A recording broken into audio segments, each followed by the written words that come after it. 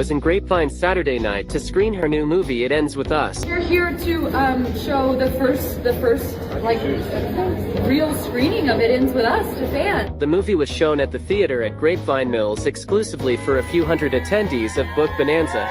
You'll see like some like maybe tape on the walls and like music that's gonna, the score is not done, things that'll like, tweak and change. But by and large, it's the movie you'll see, but please go see it again August 9th because it'll be even better. And we're nervous for you to see it today, but also just so excited because I feel like I can trust that you guys know that it's not totally done, but you'll still really love it. Hey friends, it's Katie. Welcome back to my channel.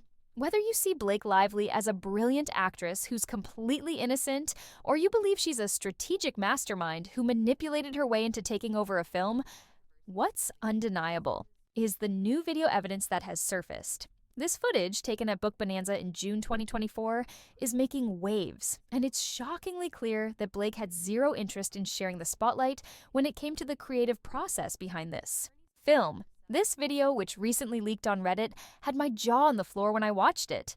Based on the timeline of events, it's becoming increasingly evident that Blake was systematically making changes to the project, using accusations of misconduct and a retaliation clause as tools to gain more influence and ultimately secure full creative control over the film. Now, whether or not Blake ever faces real consequences for this, or if she ever has to compensate Justin Balan in any way, remains to be seen. But as someone who creates content for a living and has first-hand experience working on productions, including helping put together a Netflix docuseries, I fully understand how disputes between directors and key players behind the scenes can unfold.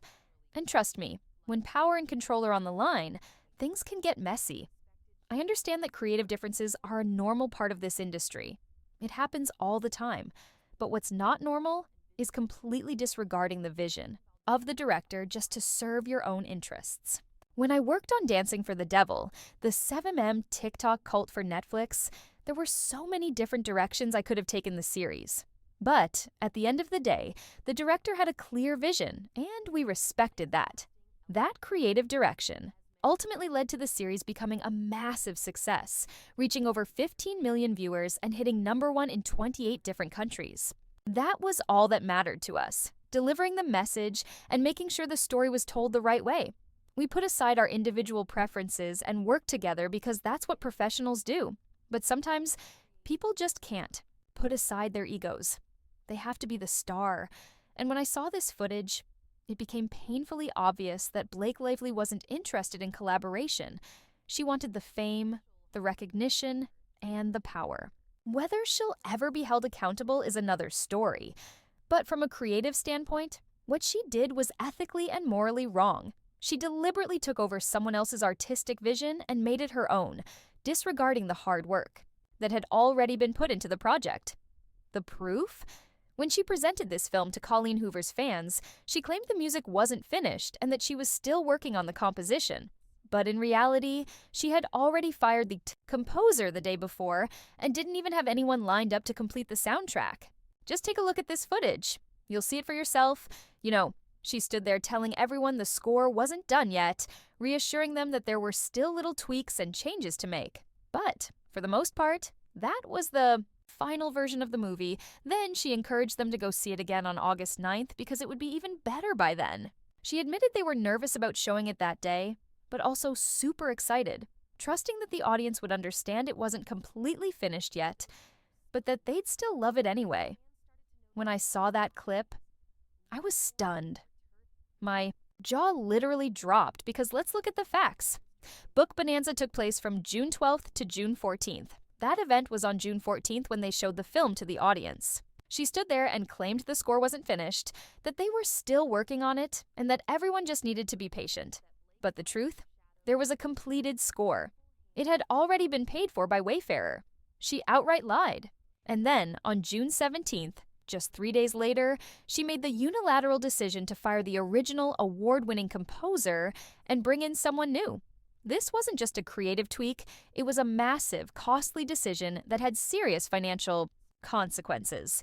The original score had been completed with a full orchestra arrangement, which was not cheap. Yet, neither Wayfarer nor Sony had any real power to fight back against her decision. The result? The original composer had to be paid in full, despite his work being completely scrapped. On top of that, they had to shell out even more money for a brand new composer to start from scratch, someone who had just wrapped up work on Deadpool. So she showed the film to an audience, pretended the music just wasn't ready yet, went home from Book Bonanza, and then fired the composer.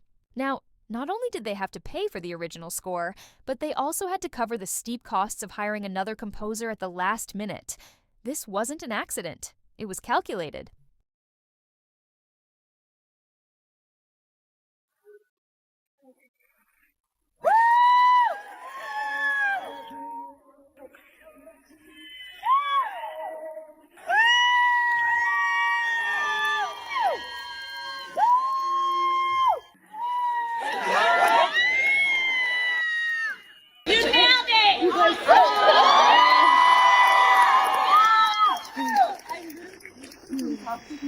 You guys didn't even go. This movie means a lot to all of us. So, and Colleen is the mother. She really is my role here. Well, thank you for seeing it with us. Thank you for. I love you all so much. Thank you. I was so excited y'all got to experience this with us. Thank you. And I hope y'all go back and see it again August 9th. Blake did all of this for one reason and one reason only: control. She went to Book Bonanza with a clear plan. First, to win over Isabel and Brandon so they would support her version of the film, and second, to play the hero for Colleen's fans. She needed their approval, their loyalty, and most importantly, their backing. And when the film finished playing, she acted like she had just won an Oscar. She was hugging everyone, celebrating like it was some kind of Grammy-winning masterpiece. Now, imagine being the actual studio behind this film. The people who financed it, co-produced it, built the sets, cast the actors, wrote the scripts, and made the whole production possible. The ones who managed the scheduling, paid for the insurance, and handled every logistical detail. And then here comes Blake, who had no hand in any of that, swooping in and somehow stealing a PGA credit by screening her own incomplete version at Book Bonanza. She played the crowd perfectly, making sure Colleen's fans fell in love with her. Cut, locking them in so tightly that it became impossible for anyone to reject it. And by that point, it was already too late.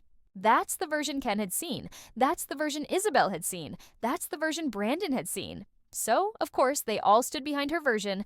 It was the only one they knew.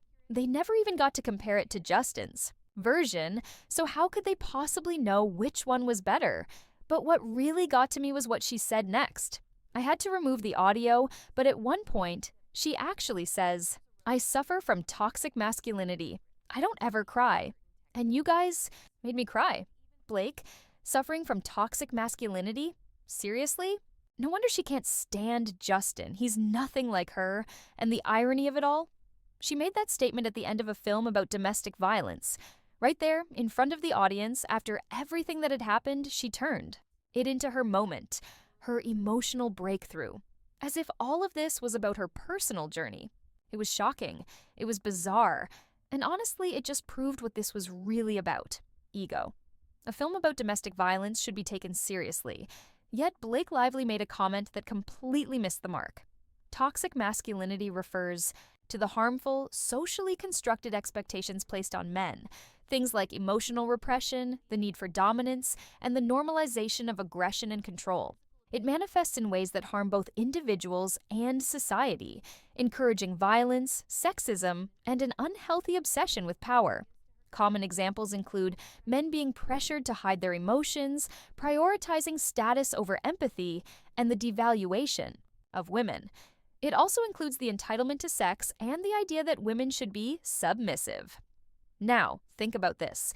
Blake is claiming she was sexually harassed on set while working on a film that features a rape scene, an attempted rape, and multiple instances of violence against a woman. And then, after the screening, she stands up in front of the audience and says, "I suffer from toxic masculinity," right after people have just watched a movie about domestic abuse.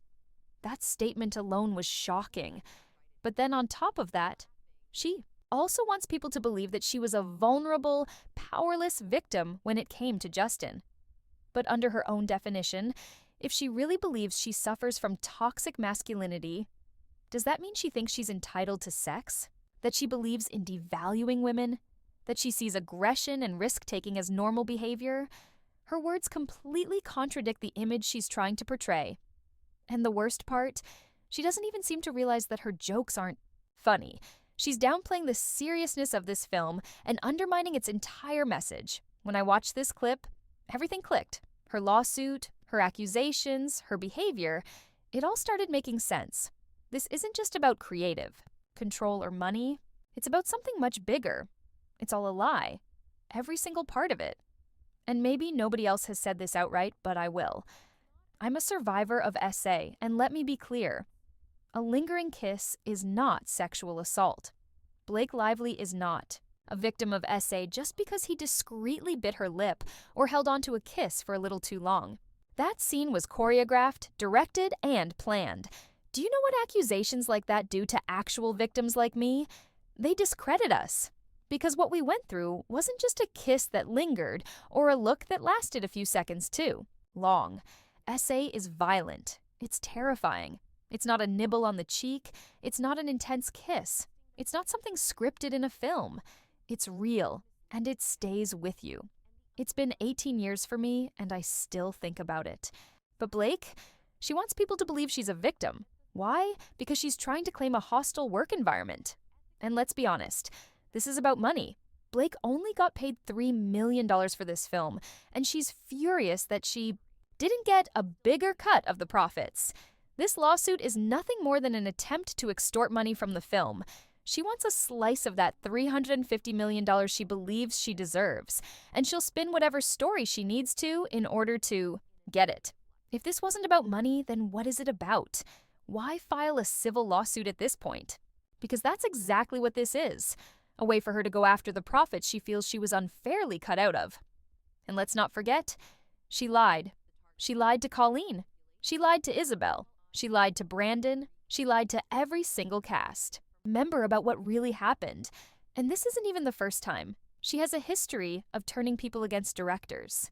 In fact, when she worked on Savages, she bragged on David Letterman about how she got the entire crew to go against Oliver Stone. This is just what she does. She even turned the entire crew against Oliver Stone and had shirts made that said, "I survived Oliver Stone." I mean, sure, Oliver Stone might be a tough director to work with, but let's not forget, he's an Academy Award-winning filmmaker with a distinct creative vision. Yet, she had no problem mocking him on David Letterman for laughs. She has zero respect for authority, and she genuinely believes she's entitled to control everything. In her mind, her vision is the only vision that matters. Honestly, I never wanted Justin to take this all the way, but after seeing everything, she's done. I do want him to go the distance now. I want him to take every last dime from her, all $400 million of it. Because this video proves everything. It's the final nail in the coffin for me. Tell me what you guys think in the comments below. Do you agree? Do you see through what she's trying to do? Let me know. And if you enjoyed this video, make sure to give it a thumbs up. Don't forget to subscribe to my channel if you haven't already, and click that bell so you never miss a new upload. Thanks for watching, and I'll see you in the next one. Bye, guys.